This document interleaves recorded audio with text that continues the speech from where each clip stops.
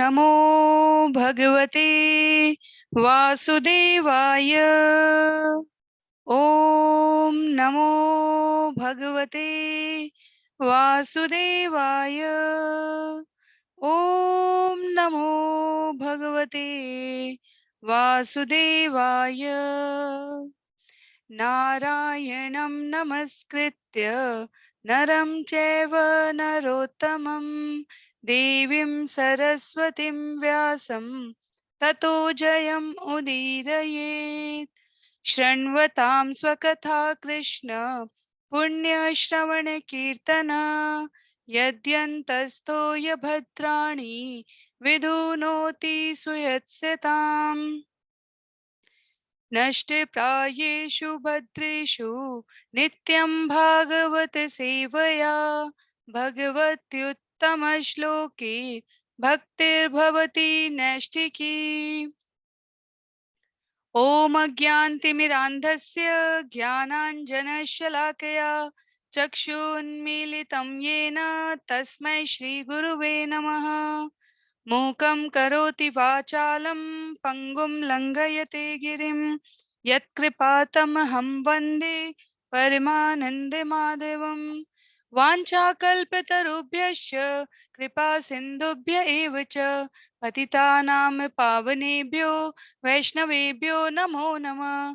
जय श्री कृष्ण चैतन्य प्रभो नित्यानंद श्री अद्वैत गदाधर श्रीवासादि गौर भक्तवृंद।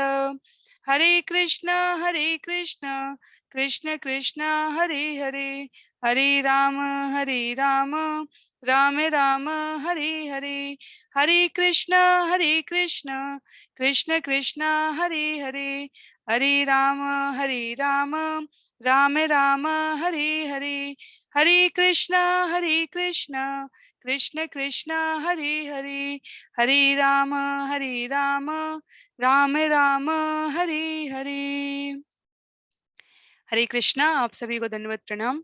श्रीमद् भागवतम महापुराण सत्रों की इन श्रृंखला में आप सभी का स्वागत है। हम सभी स्कंद 3 अध्याय 3 का यहाँ पर श्रवण पठन और मनन करने का प्रयास कर रहे हैं। अध्याय 3 दूसरा सत्र, जो संभवतः अध्याय 3 के लिए आज अंतिम सत्र रहेगा। पूरे श्रीमद् भागवतम पुराण के सत्रों की इन श्रृंखला में 121वें सत्र में आज हम उसको श्रवण पठन करने जा रहे हैं। यदि हमें स्मरण हो, बहुत ही संक्षिप्त पुनरावृत्ति के रूप में सुखदेव गोस्वामी महाराज परीक्षित को जो यहाँ कथा प्रस्तुत कर रहे हैं, वो सूत गोस्वामी नैमिषारण्य के जंगल में शौनकादि ऋषियों को सुना रहे हैं। और ये दोनों गुरु शिष्य परंपरा की संवाद की श्रृंखला में जिस विषय को प्रस्तुत कर रहे हैं, वो महान भक्त उद्धव और महात्मा विदुर के बीच होने वाला संबद्ध संवाद है। पिछले अध्याय में अर्थात स्कंद 3 के दूसरे अध्याय में उद्धव ने भगवान की व्रज के अंदर की लीलाओं का वर्णन किया था, स्मरण किया था, और भक्तों के साथ साथ वहां उपस्थित महात्मा विदुर को भी भगवान के प्रेम विह्वल भक्ति दिव्य रसामृत से आस्वादित कराते हुए अनुभव का जो भक्तिमय सागर था उसमें सराबोर किया था। और यहाँ अध्याय 3 वृंदावन से बाहर की लीला में संक्षिप्त, क्योंकि ये सारे विषय स्कंद 10 में विस्तार पूर्वक अध्याय के रूप में आने वाले हैं, यहाँ एक एक दो दो श्लोक में उनको समाहित कर लिया गया है, उस ज्ञान को, उस भक्ति को, उस विषयों की श्रृंखला को। तो यदि हम स्मरण करें तो कृष्ण तथा बलराम द्वारा कंस का वध, कृष्ण द्वारा रुक्मिणी का हरण, अपहृत राजकुमारियों से कृष्ण का विवाह, तो हमने वहां पे नरकासुर के वध की बात सुनी, जब मथुरा पर कालियवन, जरासंध और शिशुपाल इन सब ने सामूहिक रूप से आक्रमण किया था, तो भगवान ने उनसे लड़ने की बजाय भक्ति की भूमि पर भक्तों के रक्त से रण की भेरी बजाने की बजाय भगवान श्री कृष्ण ने रणछोड़ कहलाना पसंद किया था। क्यों? क्योंकि लीला और कथा का विस्तार व्रज के अंदर जितना होना था वो समाप्त हो चुका था। इसकी युद्ध, ये क्षेत्र भूमि कहीं और बनने वाली थी। तो इसमें हमने जितनी अभी तक श्रवण करने की पद्धति के रूप में श्लोकों का यहाँ पर अध्ययन किया है, यदि हमें स्मरण हो तो इसमें 28 श्लोक हैं और हमने 14 श्लोकों का कल श्रवण किया था। तो आज हम प्रयास करते हैं श्लोक संख्या 15 से आगे पढ़ने का। आप सभी से अनुरोध रहेगा, जिनके पास भी पुस्तक है वो पुस्तकों का प्रयोग करें, जिनके पास नहीं है उनके लिए यहाँ पर स्क्रीन पर डिस्प्ले किया जाएगा। पर मेरा अनुरोध रहेगा कि यदि आपके पास पुस्तक हो तो निश्चित रूप से उसे यहाँ पर इन सत्रों के समय प्रयोग करने का प्रयास करें। तो आरंभ करते हैं स्कंद 3 अध्याय 3 श्लोक संख्या 15 से। मिथो यदेषां भविता विवादो मध्वां दाताम्रविलोचनानां नैषां वधोपायानतोऽन्यो मय्युद्यते अन्तर्दधते स्वयं स्म। जब वे नशे में चूर होकर मधुपान के कारण तांबे जैसी लाल लाल आंखें किए परस्पर लड़ेंगे झगड़ेंगे तभी वे विलुप्त होंगे, अन्यथा यह संभव नहीं है।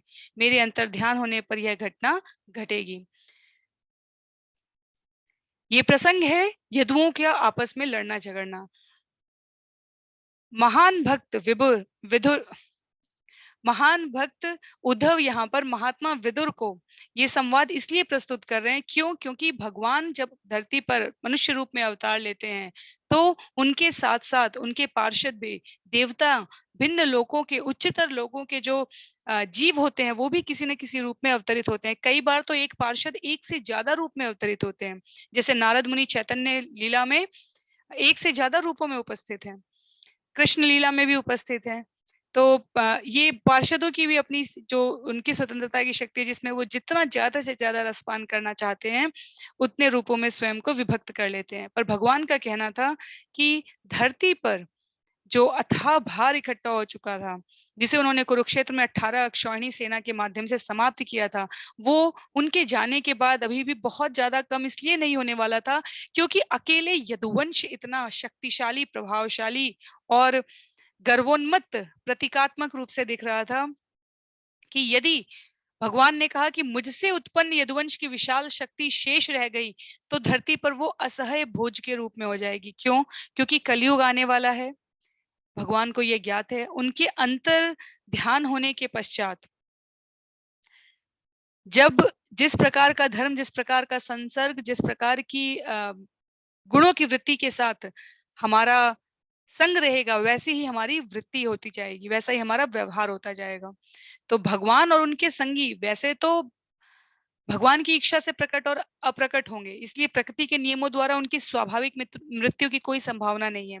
पर स्वयं भगवान भी इसके लिए क्या व्यवस्था करें, तो इसके लिए यहाँ पर बताया गया है। श्रील प्रभुपाद ने तात्पर्य में भी लिखा है और भगवान यहाँ पर भगवान के बारे में यहाँ पर सुखदेव गोस्वामी स्पष्ट रूप से कहते हैं, जब वे परस्पर लड़ेंगे झगड़ेंगे तब वे विलुप्त होंगे, अन्यथा यह संभव नहीं है। अर्थात भौतिक प्रकृति के गुण, भौतिक प्रकृति का प्रभाव, नियमों का प्रभाव उनके ऊपर लागू नहीं होता है।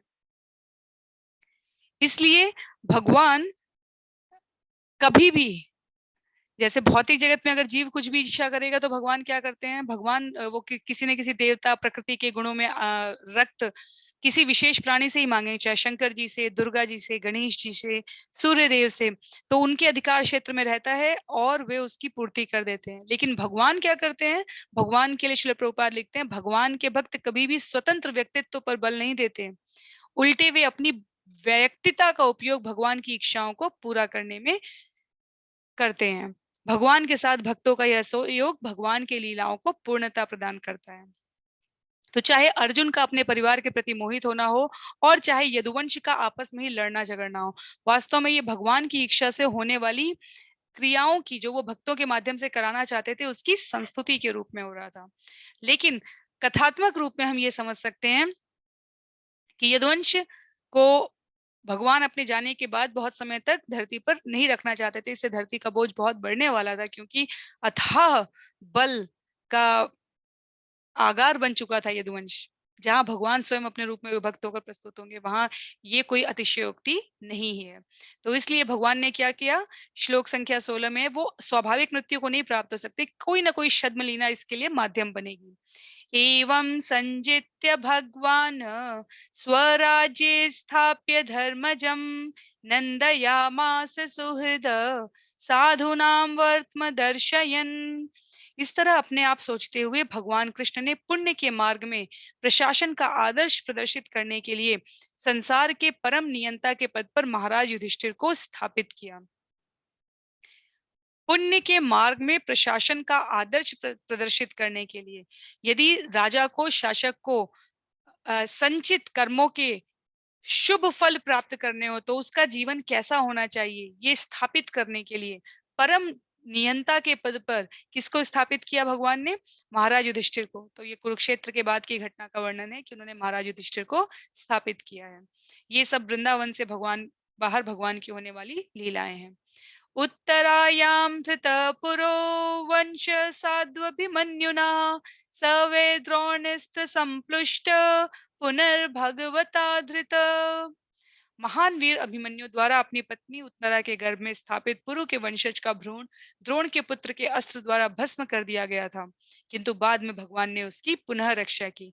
तो वृंदावन के बाहर होने वाली इन लीलाओं में उत्तरा के गर्भ की रक्षा करना, जिसे हमने स्कंद 1 में अश्वत्थामा, उत्तरा, कुंती महारानी की प्रार्थना, अध्याय 8 के प्रसंग है ये सब, जहां हमने इनको बड़े ही विस्तार पूर्वक सुना और समझा था।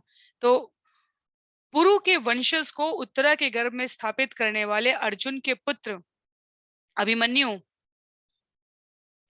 जो अपनी वीरता और पराक्रम के लिए महाभारत के एक सुविख्यात पात्र हैं, उनके पुत्र जो बाद में महाराज परीक्षित कहलाते हैं, और ये वही परीक्षित महाराज हैं जो श्रीमद् भागवतम की कथा सुखदेव गोस्वामी से सुन रहे हैं, जिनकी हम सब यहाँ पर चर्चा कर रहे हैं। तो पहले पूरे कुरुक्षेत्र की भूमिका किसने बनाई? भगवान ने। बनाई का अर्थ हुआ कि ये उनकी संस्तुति से ही हो रहा है, उनकी आज्ञा से ही हो रहा है। उसके पश्चात कुरुवंश की रक्षा किसने की? भगवान ने। स्थापित किसने किया? भगवान ने। तो वे भगवान लीला करने आते हैं और पार्षद उन्हें पूरी पूर्णतया सहयोग प्रदान करते हैं, जिससे कि लीला पूर्णता को प्राप्त होती है। तो भगवान की सर्वव्यापकता की शक्ति, जिसके बारे में पांडव परिवार के अन्य जन, भीतर बाहर उपस्थित सभी लोगों को किसी भी प्रकार का कोई संशय नहीं था, उन सबको इसका दृष्टा बनने का, वास्तविक दृष्टा बनने का अवसर प्राप्त होता है इस घटना के बाद पुनः। वैसे तो क्षण क्षण पर भगवान ने रक्षा की है, और यहाँ पर भगवान की वृंदावन से बाहर की लीलाओं में कुरुक्षेत्र और पांडवों का वर्णन ना आए और कई बार ना आए, ये संभव ही नहीं है। तत्पश्चात श्लोक संख्या 18 में अयाजयत् धर्मसुतम् अश्वमेधे त्रिभिः विभु सोऽपीष्माम् अनुजय रक्षणे मे कृष्णमनुव्रत। अयाजयत् धर्मसुतम् अश्वमेधे त्रिभिः विभु सोऽपि क्षमाम् अनुजय रक्षणे मे कृष्णमनुव्रत। भगवान ने धर्म के पुत्र महाराज युधिष्ठिर को 3 अश्वमेध यज्ञ संपन्न करने के लिए प्रेरित किया, और उन्होंने भगवान कृष्ण का निरंतर अनुगमन करते हुए अपने छोटे भाइयों की सहायता से पृथ्वी की रक्षा की और उसका भोग किया। तो महाराज युधिष्ठिर के 3 अश्वमेध संपन्न करने की यहाँ पर पुष्टि होती है, और भगवान कृष्ण का निरंतर अनुगमन करते हुए अपने छोटे भाइयों की सहायता से महाराज युधिष्ठिर पृथ्वी की रक्षा करते हैं और भोग भोगते हैं। प्रशासक के रूप में महाराज युधिष्ठिर ने वो राजकीय प्रतिनिधि के आदर्श के रूप में स्वयं को स्थापित किया है। और राजा, श्रीमद् भगवत गीता में भगवान कहते हैं 82 विभूतियों में कि मनुष्यों में मैं राजा हूँ, अर्थात राजा भगवान का प्रतिनिधि है। तो महाराज युधिष्ठिर के लिए यहाँ पर कहा जा रहा है कि उन्होंने भगवान श्री कृष्ण का अनुगमन करते हुए अपने छोटे भाइयों की सहायता से पृथ्वी की रक्षा की और उसका भोग किया। तो एक परम नियम के अनुसार आदर्श राजा को किस प्रकार से कर्तव्य निर्वहन करते हुए भौतिक प्रकृति के पूर्ण सहयोग से प्रजा की सुरक्षा और स्वाभाविक जीवन का भोग भोगना चाहिए, वो महाराज युधिष्ठिर तथा महाराज परीक्षित जैसे योग्य वंशजों के शासन में हमें देखने, सुनने, समझने को प्राप्त होता है। तत्पश्चात श्लोक संख्या 19 में भगवान अपि विश्वात्मा लोकवेद पथानुग कामांसीषे विदार्वत्याम् असक्तः सांख्यम् आस्थितः उसी के साथ साथ भगवान ने समाज के वैदिक रीति रिवाजों का दृढ़ता से पालन करते हुए द्वारकापुरी में जीवन का भोग किया। वे सांख्य दर्शन प्रणाली के द्वारा प्रतिपादित वैराग्य तथा ज्ञान में उपस्थित थे। तो समाज के वैदिक रीति रिवाजों का दृढ़ता से पालन किया भगवान ने द्वारकापुरी में रहते हुए। ये नहीं कहा जा रहा कहीं पे भी भगवान ने अत्यंत विलासितापूर्ण जीवन व्याप्त किया। विलासिता तो माता लक्ष्मी की कृपा से स्वाभाविकतः उपस्थित रहेगी। क्यों? क्योंकि जहां माधव है, जहां केशव है, जहां स्वयं नारायण है, वहां लक्ष्मी कैसे ना रहे। पर सांख्य प्रणाली के द्वारा प्रतिपादित वैराग्य और ज्ञान में स्थित है भगवान श्री कृष्ण, और उन्होंने वैदिक रीति रिवाजों का दृढ़ता से पालन करते हुए द्वारकापुरी में जीवन बिताया। यदि हम विचार करके देखें तो भगवान कृष्ण संपूर्ण सृष्टि के सम्राट हैं, पर जब वे धराधाम में हैं, उन्होंने कभी भी वैदिक आदेशों का उल्लंघन नहीं किया, क्योंकि ये मानव जीवन के लिए मार्गदर्शक होते हैं। और वैसे पूरे संसार को क्या कहा गया? महाराज युधिष्ठिर के शासन में समर्पित किया। इसलिए भगवान द्वारकाधीश कहलाते हैं, वो द्वारका के राजा हैं। पर अन्य अधीन राजाओं की तरह वे भी महाराज युधिष्ठिर के शासन के अधीन समझे जाते हैं। तो श्रील प्रभुपाद तात्पर्य में ये बात यहाँ पर विशेष रूप से बता रहे हैं, हमें स्मरण रखनी चाहिए। इसीलिए यहाँ पर कहा गया कि समाज के वैदिक रीति रिवाज का दृढ़ता से उन्होंने पालन किया। वास्तव में वैदिक रीति रिवाज जीव को ज्ञानी बनाने के लिए है। किस ज्ञान का अनुभव कराने के लिए? कि मनुष्य जीवन का उद्देश्य संसार के सारे कष्टों को समाप्त करना, शरीर की आवश्यकताओं की नियमित रूप से पूर्ति होना, ऐसे पाशविक जीवन से विरक्त होना जिसका कहीं कोई अंत नहीं होता, इसको धारण करने का अर्थ हुआ ज्ञान को प्राप्त करना। और भगवान के लिए कहा गया है कि उन्होंने 100% वैदिक रीति रिवाज नियमों का पालन किया। वास्तव में भगवान के भक्तों के लिए भी यह कथन पूर्णतया सत्य होता है। तो कैसे अंतर करें कि कौन सा जीवन जीना वैदिक रीति रिवाज हुआ और कौन सा जीवन जीना इसके विपरीत हुआ? यदि शरीर की आवश्यकता पूर्ति करने लग जाए मनुष्य, केवल शरीर की आवश्यकता पूर्ति के लिए जीवित है, तो वो जीवन पाशविक जीवन है, पशुओं वाला जीवन है। जब आत्मा के उद्देश्य की पूर्ति करने लग जाए मानव, तब उसे वैदिक जीवन कहा गया है, तब उसे ज्ञानी कहा गया है, तब उसे विद्वत जन कहा गया है। तो हमें विचार करने समझने का जो विषय है यहाँ पर विशेष रूप से, वो ये समझना कि पाशविक जीवन और मनुष्य जीवन में वास्तव में अंतर क्या है। शरीर की आवश्यकताओं की पूर्ति करना पाशविक जीवन हुआ, केवल पशुवत आचरण और व्यवहार करना। लेकिन आत्मा की उद्देश्य की पूर्ति करने के लिए, उन्नति करने के लिए, उसकी ऊर्ध्व गति का गमन करने के लिए जीने वाला जीवन, उसे संपूर्ण वैदिक रीति रिवाज के अनुसार जीने वाला कहा गया है। तत्पश्चात श्लोक संख्या 20 में महान भक्त उद्धव कहते हैं, स्निग्ध स्मितावलोकेन वाचा पीयूष कल्पया चरित्रेणानवद्येन श्रीनिकेतेन चात्मना। वे वहां पर लक्ष्मी देवी के निवास अपने दिव्य शरीर में सदा की तरह के अपने सौम्य तथा मधुर मुस्कान युक्त मुख, अपने अमृतमय वचनों तथा अपने निष्कलंक चरित्र से युक्त रह रहे थे।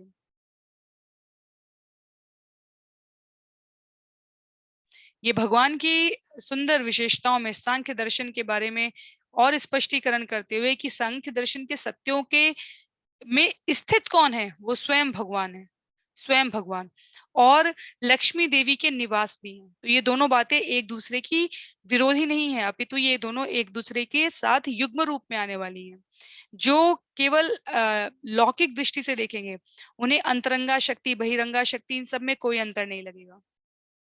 लेकिन जो शास्त्र की दृष्टि से देखेंगे, वो इस बात को समझ सकते हैं कि भगवान अपने आप में पूर्ण पुरुषोत्तम है और उनकी शक्तियां उनके अधीन है। ऐसा नहीं है कि शक्तियां पूर्ण स्वतंत्र हैं और भगवान उनसे परतंत्र हैं।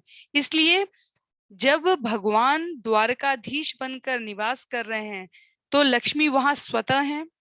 भगवान अपने मधुर मुस्कान युक्त मुख के साथ सौम्य हैं और अपने अमृतमय वचन और अपने निष्कलंक चरित्र से युक्त रह रहे थे।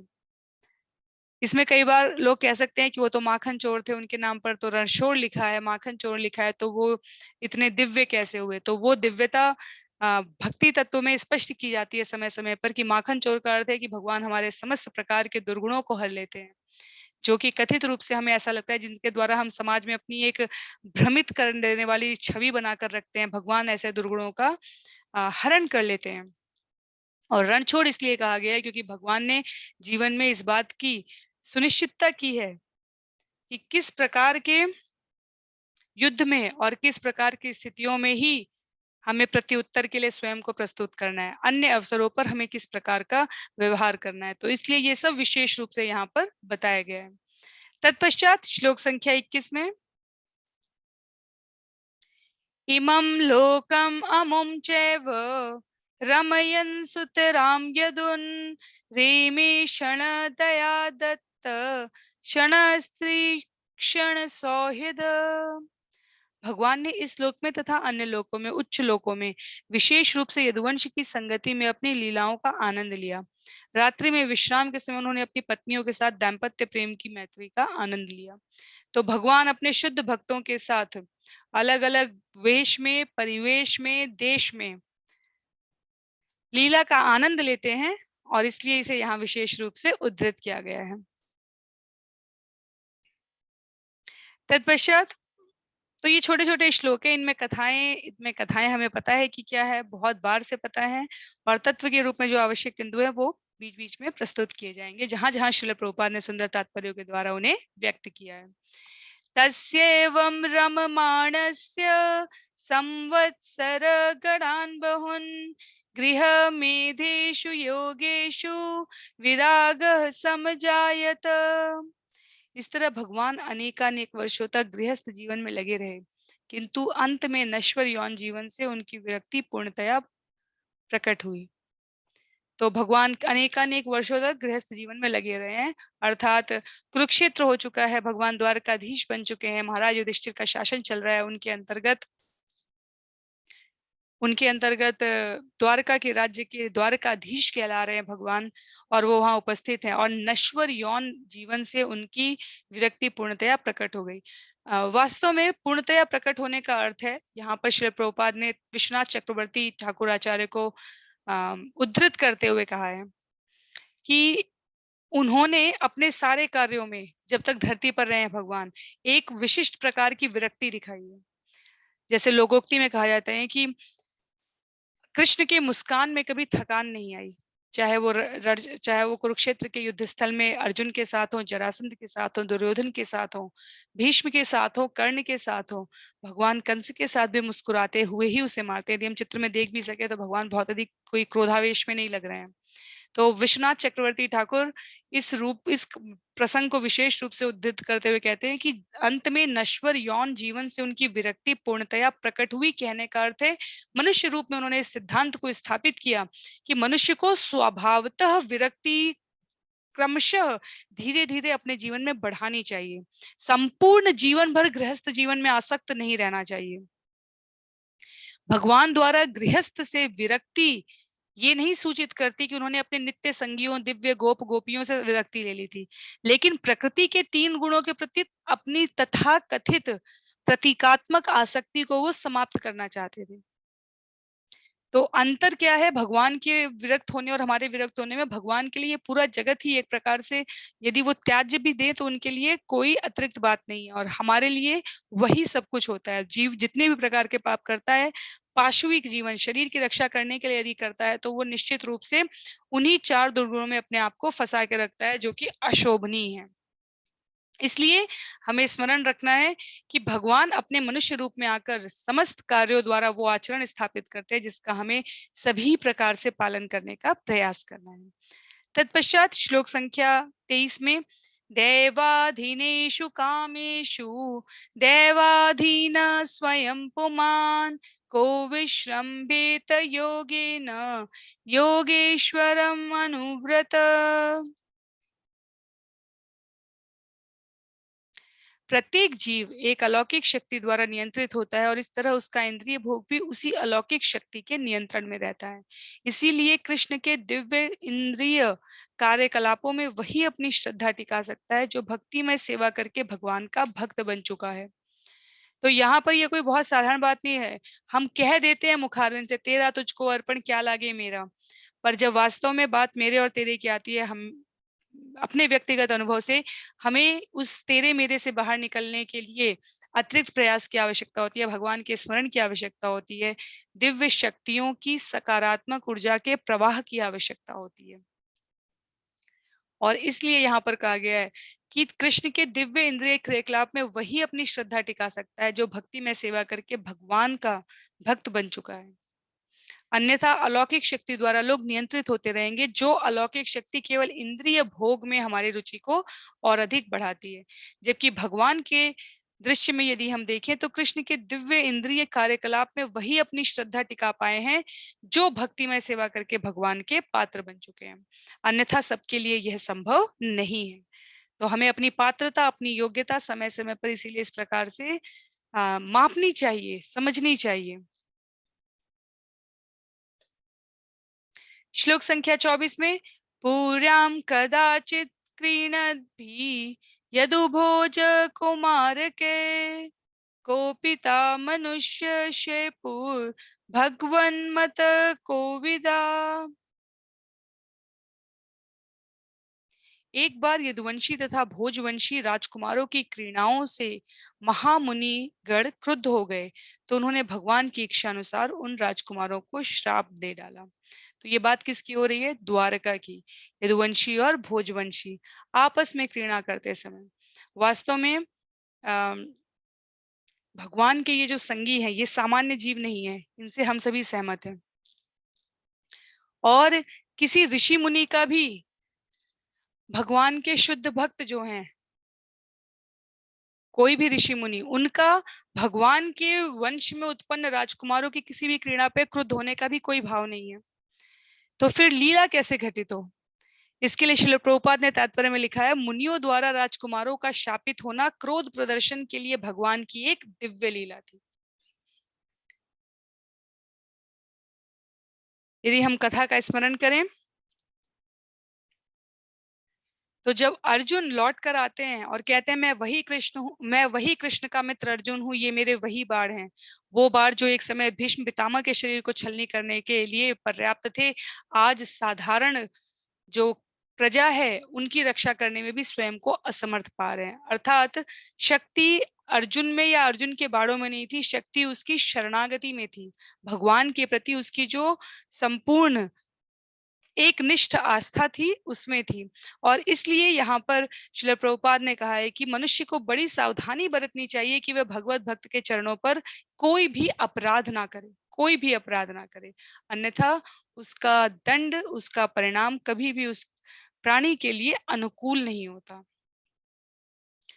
तत्पश्चात ये छोटे छोटे श्लोक हैं, कथा के रूप में बताए जा रहे हैं कि यदुवंश आपस में अब लड़ाई झगड़े करने लगे हैं।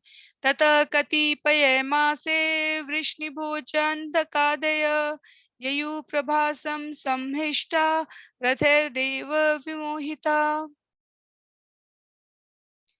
कुछ एक महीने बीत गए, तब कृष्ण द्वारा विमोहित हुए समस्त वृष्णि भूस तथा अंधक वंशी जो कि देवताओं के अवतार थे प्रभास गए, किंतु जो भगवान के नित्य भक्त थे वे द्वारका में ही रहते रहे। तो प्रभास क्षेत्र में गए हैं। ये जो वार्ता हो रही है, महात्मा विदुर जब प्रभास क्षेत्र की ओर आगे बढ़े हैं तब उनकी भेंट उद्धव से हुई है यहाँ पर। और जो भगवान के नित्य भक्त थे वे द्वारका में रह गए। जो देवताओं के अवतार थे, विभिन्न देवताओं के, वो भोज, अंधक, वंशी, इन सब में स्वयं को प्रच्छन्न रूप में रखते हुए निवास करते रहे। तो जो नित्य, कई बार लोग इसीलिए पूछते हैं कि क्या सिर्फ भगवान के नित्य पार्षद ही धराधाम पर लीला में आते हैं? तो उसका अंतर हाँ भी है और ना भी है। कृष्ण पुस्तिका में श्रील प्रभुपाद ने लिखा है जो नित्य पार्षद है वो तो निश्चित रूप से लीला में सहयोग करने के लिए आते हैं, पर जो जन्म जन्मांतर से अपनी श्रेणी आगे बढ़ा चुके होते हैं, उच्च कोटि के बन चुके होते हैं, वे भी भगवान की यहाँ धरती की लीला में भाग लेते हैं, साथ में उन देवी देवताओं, उच्चतर जीवों के। और बाद में जब भगवान लीला समेटते हैं तो यहीं से वो सीधे भगवान के धाम में भी पहुंच जाते हैं। तो देखते हैं अगले श्लोक को, श्लोक संख्या 26 को।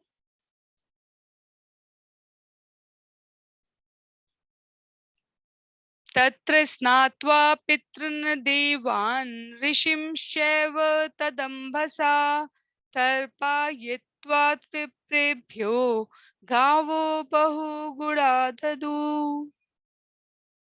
वहां पहुंचकर उन सबों ने स्नान किया और उस तीर्थ स्थान के जल से पितरों, देवताओं तथा ऋषियों का तर्पण करके उन्हें संतुष्ट किया। उन्होंने राजकीय दान में ब्राह्मणों को गौवें दी। तो ये कौन है? ये भगवान के जो जन्म जन्मांतर के नित्य भक्त हैं, वो द्वारका में रह गए और उनके अतिरिक्त जो हैं, चाहे वो वृष्णि भोज अंधक वंशी देवताओं के प्रमुख अवतार के रूप में आए हों, वो सब आगे बढ़ गए। कहाँ आगे बढ़े? उन्होंने तीर्थ स्थान के जलों से पितरों, देवताओं और ऋषियों को तर्पण किया। तो इस प्रकार से वो कर्मकांडी दृष्टि बात करने से कर्मकांडी प्रतीत होते हैं, पर वो वास्तव में क्या कर रहे हैं? वो उनके लिए लिखा हुआ है कि भगवत भक्तों के कई विभाग हैं और उनमें से नित्य सिद्ध और साधना सिद्ध जो विभाग हैं, उनमें से जो स्वयं के लिए या परिवार के लिए इस प्रकार के कार्य करते हैं, उनके बारे में बताया गया है यहाँ पर। साधारण रूप से हर मनुष्य ईश्वर, देवता, ऋषि, जीव, सामान्य जन, पूर्वज इत्यादि का ऋणी है, क्योंकि वह उनसे विविध प्रकार का योगदान प्राप्त करता है, जबकि ऐसा जीव नहीं जानता है तब भी। अतः हर व्यक्ति को कृतज्ञता का ऋण चुकाना होता है। तो यदुवंशी जब प्रभास तीर्थ स्थल जा रहे हैं, तब का वर्णन बताते हुए यहाँ पर महान भक्त विदुर को उद्धव बता रहे हैं कि राजसी दान में भूमि, स्वर्ण, अच्छी पाली पोसी गई गायें, ये सब भेंट करके जो तीर्थ स्थान में पहुंचे हुए यदुवंशी हैं, वो अपना जीवन यापन कर रहे हैं, क्योंकि ये नियम था, ये व्यवहार था उस समय स्वाध्यायरत ब्राह्मण वर्ग के साथ व्यवहार करने का।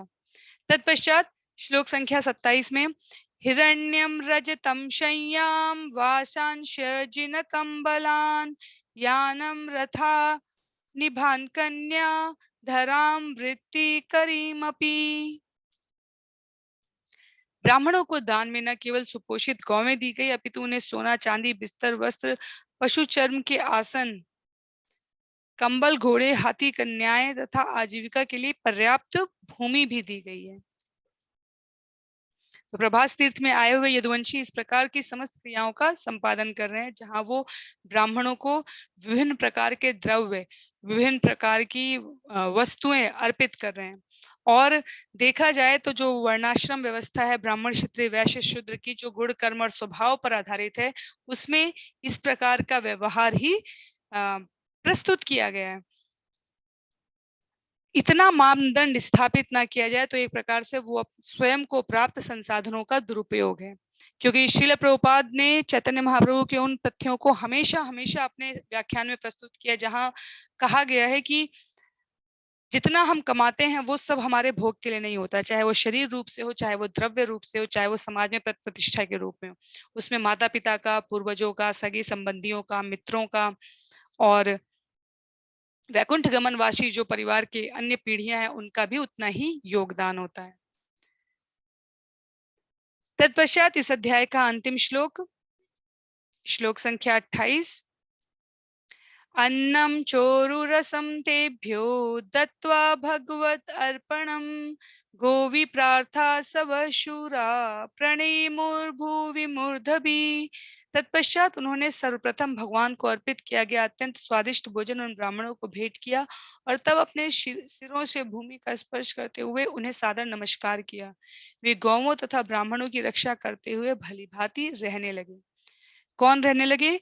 जो प्रभास तीर्थ में उपस्थित यदुवंशी हैं। तो इन यदुवंशियों का जो प्रदर्शित आचरण है, हम देख सकते हैं, वो सुसंस्कृत और मानव सिद्धि के सर्वथा अनुरूप है। जो मानव जीवन की सिद्धि, सभ्यता के बारे में श्रील प्रभुपाद का जो बहुत ही प्रिय विषय है, जो वो समय समय पर अनेकों व्याख्यानों में और श्रीमद् भागवतम के तात्पर्यों में वर्णन करते आए हैं।